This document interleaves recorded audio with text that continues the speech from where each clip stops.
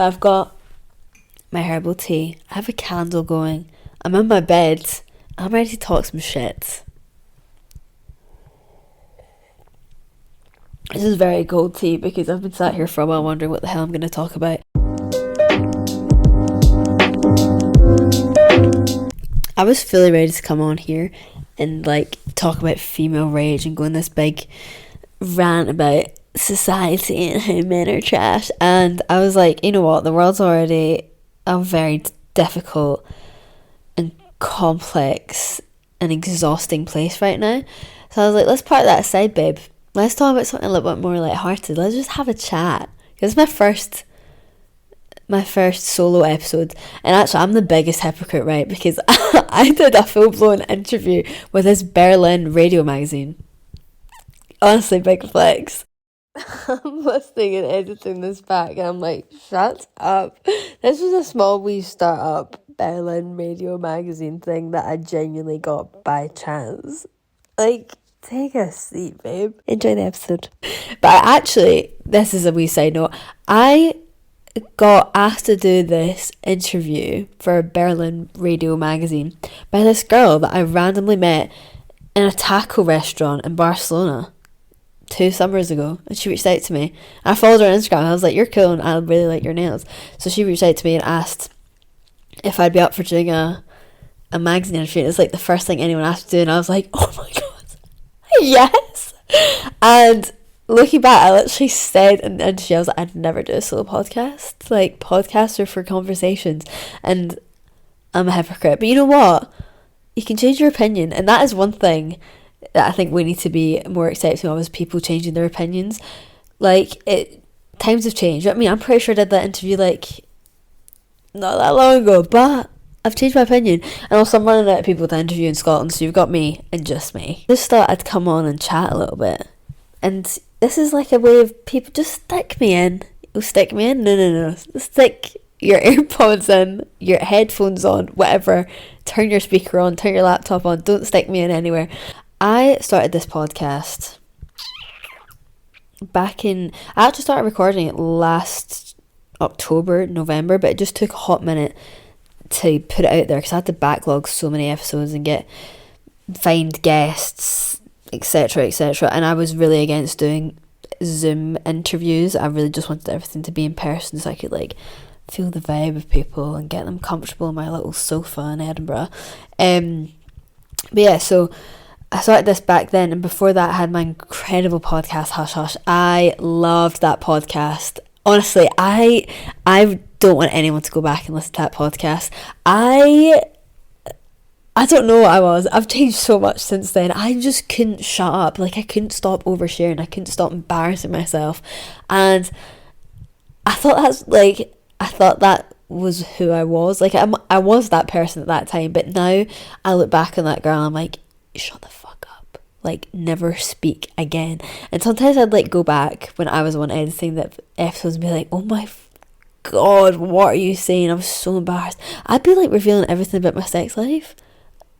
I probably shouldn't be saying that because then people will definitely go back and listen to this. You know what? That isn't me anymore. You can go back and that was the old me. But yeah, so I got into podcasting through that.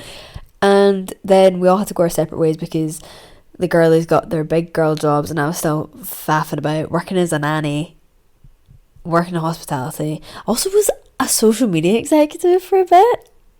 Honestly, when I say I've lived many lives, I've lived many lives.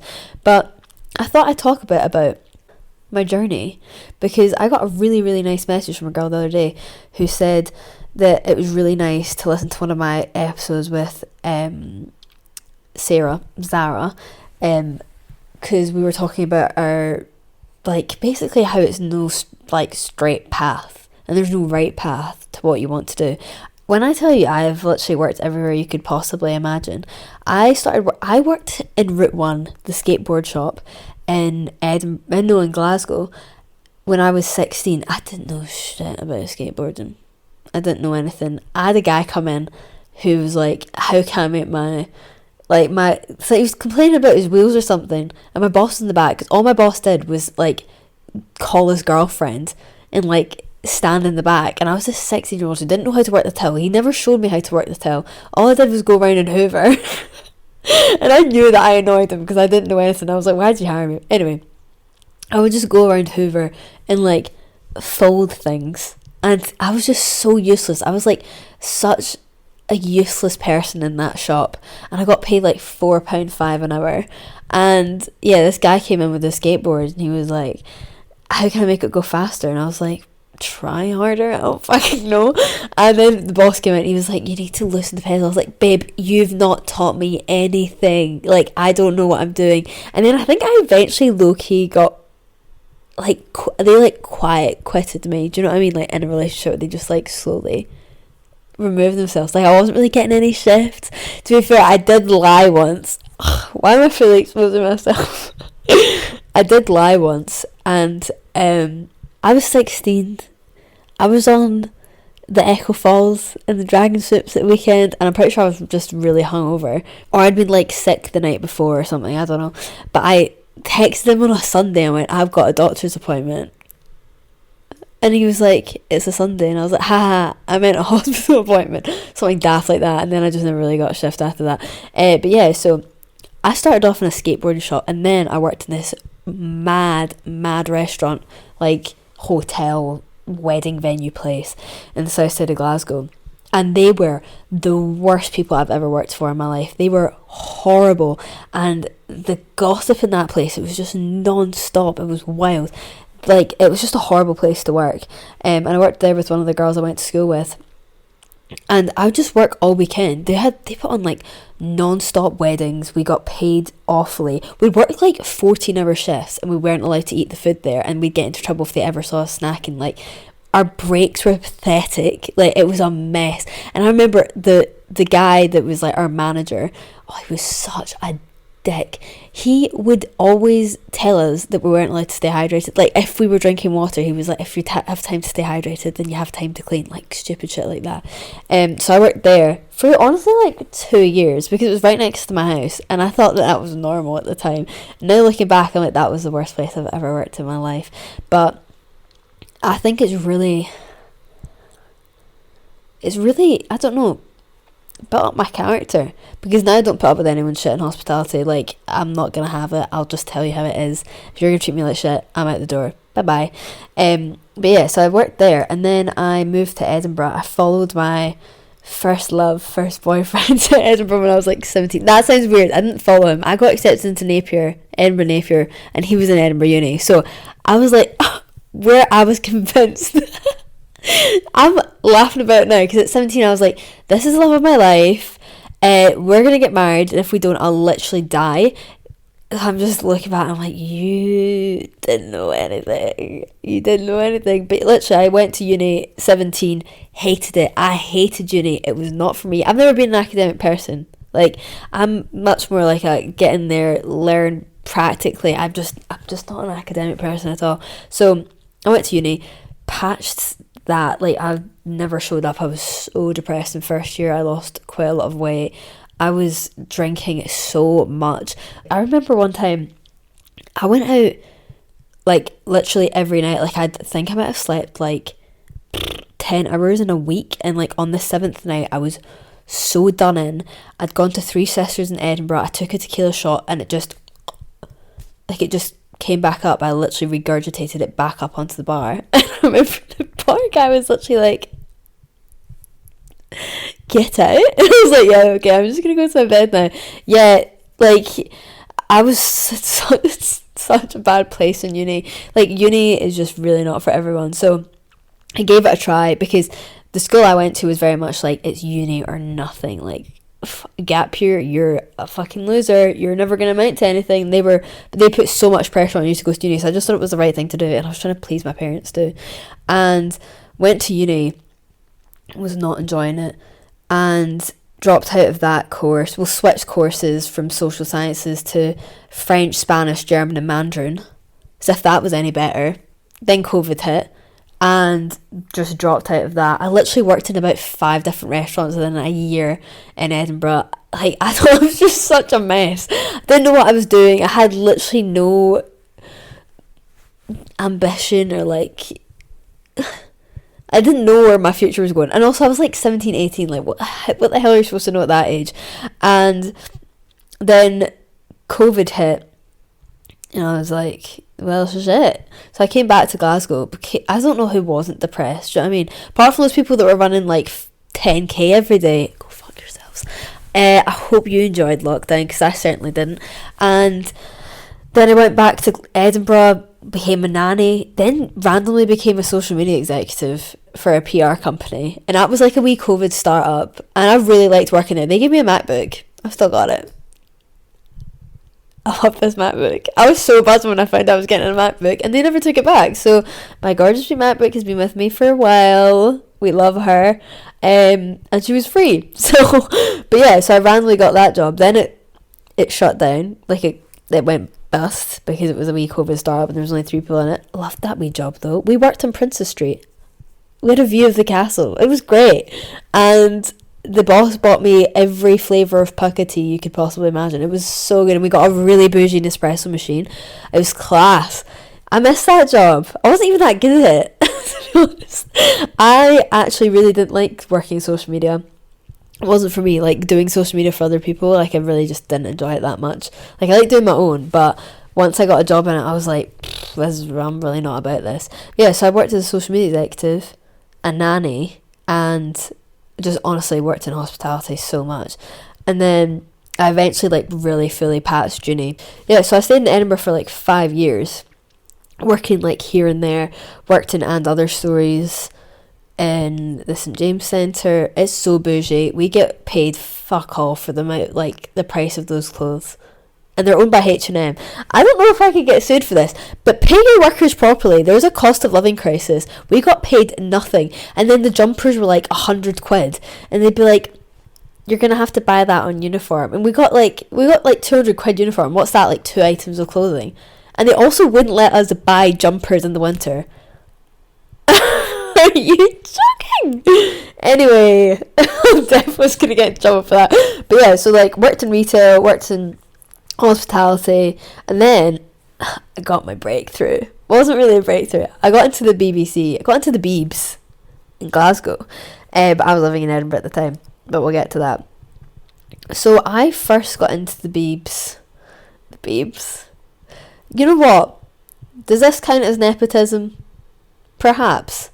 One of my dad's really good friends is head of careers at the BBC, and like 2 years ago, well, I already knew her obviously for a while, but 2 years ago I got in touch with her because I was applying for the apprenticeship scheme at the BBC. I applied for the Glasgow ones and the London ones. I got rejected from the Glasgow ones, but I got through to the next round for the London ones, and I was asking for her advice, and she'd also introduced me to the BBC Social, which is like the Social was literally like a social media platform at the BBC for Scotland. So I got introduced to them, but I was also applying for this apprenticeship. And when I tell you, I put my blood, sweat and tears into these apprenticeships. So I got accepted onto the journalism one and the production one in London. And I thought, when I tell you, I envisioned my life in London. And I'd never had I still don't have any desire to move to London, but I saw it for myself. I was like, you're going to go live in London. You're going to be showing up at the BBC every day. You're going to bump into all these mad stars. And you're going to work your way up. Like, I just saw it. It was so clear. I'd literally even go on, I'm weird at this. I love Google Maps. I will go in. I'll be on Street View. I will cut about. I was looking about the area. I was already looking at flats. And I was travelling around the south of France for like 3 months with my pals, and I brought like my laptop and everything with me so that I could do these interviews. And I remember the last stage of the interview, by the way, this went on for months. I did this in like February. Like I started applying in February, and it only ended in like August. So I did this for a hot minute, and we were travelling. We were in Marseille, and all my pals had gone out for the day, and I was sitting in this sweaty Airbnb, no aircon. My ass cheeks were sweating and sticking to the chair that I was sitting on. I was just like, I had to connect my 4G to my laptop. I didn't have any Wi-Fi. I was doing the most. I was doing the most, and I still got rejected. And I only got rejected, well, not I only got rejected, I still got rejected. And I only found out that I got rejected because I had to reach out to them. And they were like, oh yeah, sorry, you didn't get it. And I was like, class. And it was 1 week before I would have had to move to London.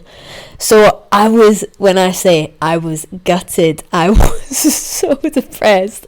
And then it was like, oh my God, I actually have no idea what I'm doing. So I was in France, and then I came back to work the fringe in a restaurant I was working at in Edinburgh. God, the fringe was intense. I made a mad amount of money, but it was really, really intense. And I then moved home for a little bit to Glasgow. Didn't have any, I had actually no idea what I was doing. And then my best friend was like, let's just move back to Edinburgh. Like, we know it. She got a job there. She worked for Iron Brew. How fun. And I just kept working in the restaurant. Then I eventually got some work experience days in the BBC. And they must have just liked what they saw, because I got referred up to radio, and I've been on radio ever since. So I'm now a freelance researcher for the BBC, for BBC Radio Scotland. And I went from, like, when I tell you, I did not think this is what I wanted to do, like, before. This has taken me a hot minute, and I'm still only 22. I'm acting like I'm some veteran who's been through the wars. Like, I've had it very easy growing up, right? Like, I'm very lucky, but I just had absolutely no idea what I was doing. It takes a lot, you know? It's not easy. I don't think anyone really ever knows what they want to do. But when I was younger, I was convinced I was going to be a detective, like, or own a cafe. I had no idea. I always knew I wasn't academic. Honestly, I think in the back of my head, I kind of knew that I was never going to, like, succeed at university, you know? It would have been cool to be like, I'm a doctor, or I'm a surgeon, but I'm here like, fuck knows. Yeah, so now I work as a freelance researcher for BBC Radio Scotland, and I've just started working part-time in a cute little cafe around the corner from my house. But it's never a straight road, right? Like, I think we're very bad on social media for getting consumed by what other people are doing. People only put their best versions of themselves on social media, which is fair enough. Do you know what I mean? Like, if that's what you're going to do, it's everyone's social media is for their own use, you know? But we need to remember that literally we're seeing what these people want to show us. Like, it's not success all the time. And, like, there's these YouTubers, TikTokers, like, I'm a 23-year-old millionaire and this is how I did it in 3 months. Like, shut the fuck up, right? Like, it's just, don't listen to these people. You will go at your own pace. What is it? It's a marathon, not a sprint. That's something to live by. It is a marathon, not a sprint. I don't even know what I want to do next. I'm enjoying myself working in radio. I'm enjoying being at home because there's a cost of living crisis. But just take your time. And also, there's so much going on. The world is very, very overwhelming. And I think especially, like I said, in the world of social media, it is so easy to get consumed by everything. We have access to so much information at once on our phones. There's wars going on. We in Scotland are very lucky that we're not experiencing anything like this, but we still have a cost of living crisis. Everything is so expensive. Like, I've had to move home. Like, it's not easy. And also, another thing, moving home does not mean that you're going back a step. Like, there's nothing wrong with that. Like, do what you have to do to save money, to look after yourself, and basically just, like, come up with a plan for your next move. But it's not as simple as, like, I got a leg up into the BBC. I'm not sitting here being like, I did this all myself. Like, I got help, because it sounds bad, but I think a lot of the time it's about who you know, not what you know. What I think that everyone can take away from this is to be a lot easier on yourself, to be nicer to yourself, and to just allow it to happen. Do you know what I mean? Like, if there's an opportunity, take it. Honestly, half the time, I don't know what I'm doing. I feel so stressed, so unmotivated, and there's such a pressure to be successful and to be doing all this mad amount of stuff. Like, oh my God, it's so exhausting. Like, we don't need to put on this mad performance. Like, just go at your own pace. Don't rush. Just chill. Just look after yourself. And, like, it's easy to say that. Like, obviously you still need to work, you still need to make a living for yourself, but don't put so much pressure on yourself to reach a mad goal at a young age. Like, you don't need to be CEO by the age of 24. It's fine. Like, it will come in its own time. Just don't be so hard on yourself. I think there's such a pressure to be just making so much money. Like, that's just not how the world works. And these people need to stop spreading this false narrative. Like, for some people it might be true, but like a lot of time I'm like, you're fucking lying. Okay, so please be kind to yourselves.